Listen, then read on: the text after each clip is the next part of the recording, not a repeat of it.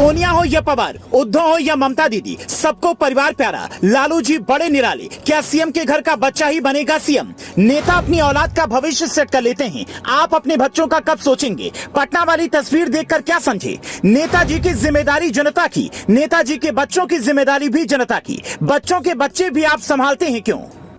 राजा का बेटा ही राजा बनेगा, पीएम का बेटा पीएम बनेगा, गुलाम हमेशा गुलाम रहेंगे। करिए गुलामी, लगाते रहिए फलानी जी जिंदाबाद, तो चिल्लने वाले भैया जिंदाबाद। लोकतंत्र में तो जनता ही जनार्दन है ना। जब जनता जनार्दन है तो जनता खुद का मोल क्यों नहीं समझ रही है? आप सब कुछ देखकर झेल कर सीखते कुछ नहीं। पटना में कथित विपक्ष की तस्वीर देखकर आपको क्या समझ आया? परिवार वाले विपक्ष की फोटो देखकर आपके दिमाग की घंटी बजी है क्या? आप किस उम्मीद में बैठे हैं? नेता आपके सामने झुककर एक दिखावे का प्रणाम कर देते हैं, आप उसी में बौरा जाते हैं। कब निकलिएगा इन नेताओं के माया जाल से? देश को आजाद हुए 70 साल हो गए हैं। 70 साल बहुत होते हैं, अब तो जागना चाहिए। नेता एक चुनाव हारता है तो अगली बार नई कहानी के साथ मार्केट में आता है। जनता अपना स्टाइल कब बदलेगी? आपकी दिमाग की घंटी अब तक नहीं बजी है, तो चलिए आपको कुछ फैक्ट्स बता देते हैं।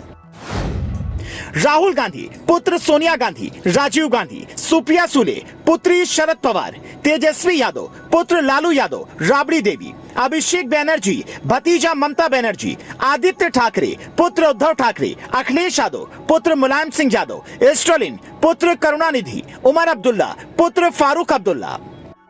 ये सारे नेता 23 जून को कथित विपक्ष की पटना वाली बैठक का हिस्सा थे। इन नेताओं का कहना है कि देश में लोकतंत्र बचा ही नहीं। क्या ऐसा वाकई है या परिवार और वंशवाद की राजनीति अब खतरे में है? लोकतंत्र अगर नहीं बचा तो देश में चुनाव कैसे हो रहे हैं? कर्नाटक में कांग्रेस की सरकार कैसे बनी जब लोकतंत्र है ही नहीं? लोकतंत्र खत्म हो गया है, लोकतंत्र खतरे में है, मीडिया बिक गया है। ये सब मीडिया चैनलों पर बोला जाता है। क्या ये सब बगैर लोकशाही के संभव है? क्या ये नेता सच बोल रहे हैं या हकीकत कुछ और है? इन नेताओं को असल चिंता अपने बेटे बेटियों की है या वाकई इनको देश की परवाह है? पंडित नेहरू देश के पहले प्रधानमंत्री रहे, उनकी बेटी इंदिरा गांधी को भी देश ने पीएम बनाया। इंदिरा गांधी के बेटे राजीव गांधी भी देश के पीएम रहे। राजीव गांधी की पत्नी सोनिया जी ने 10 साल रिमोट से मनमोहन सरकार चलाई। अब नंबर राहुल गांधी और उनके बाद प्रियंका गांधी के बच्चों का है। अगर भविष्य में कोई बड़ा उलटफेर नहीं होता है तो ये तय है। ऐसे ही अलग अलग क्षेत्रीय दलों का किस्सा है। बाबूजी बुढ़े हो गए हैं तो सत्ता की कुंजी अब अगली पुष्ट के हाथ आ गई है।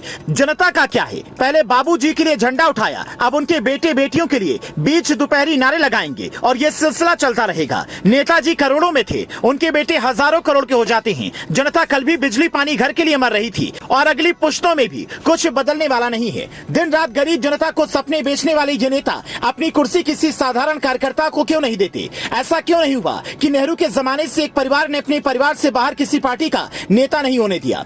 मुलायम सिंह जी ने अखिलेश को ही क्यों चुना? लालू यादव के सुपुत्र तेजस्वी यादव के सर्टिफिकेट पर बिहार में कोई चपरासी नहीं नियुक्त हो सकेगा, लेकिन वो मुख्यमंत्री हैं। क्यों? हम आप इसी में खुश हैं कि वाह ये हमारी जात के हैं, लेकिन इसमें हमारे अपने परिवार और बच्चों का क्या फायदा? इसमें देश और लोकतंत्र कहाँ है? तो बात यह है भाई लोग, परिवारवाद की राजनीति से श्रीलंका और पाकिस्तान बर्बाद हो चुके हैं। सच से मुंह मत चुराइए, जागिए और जो सही है उससे सही कहिए। जो नेता मेरा और मेरे परिवार की सोचेगा वही मेरा नेता है। जो नेता अपने परिवार नहीं देश के लिए सोच रहा है वही नेता है। इसमें आपको हमने ऐसा कुछ नहीं बताया, हम बस एक कोशिश कर रहे हैं। Bureau report, leading Bharat TV.